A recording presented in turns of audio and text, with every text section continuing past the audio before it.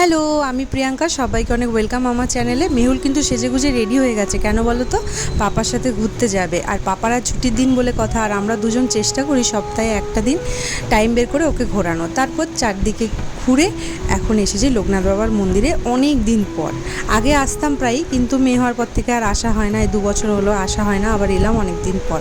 আর মেহুলকে দেখে নিশ্চয়ই খুশিটা বুঝতেই পারছো কতটা খুশিতে আছে। তারপর ভেবো না যে বাচ্চা বলে ধার্মিক না, ও কিন্তু খুব ধার্মিক। এমন কোনো দিন নেই যে শাঁখ বাজলে প্রণাম করে না।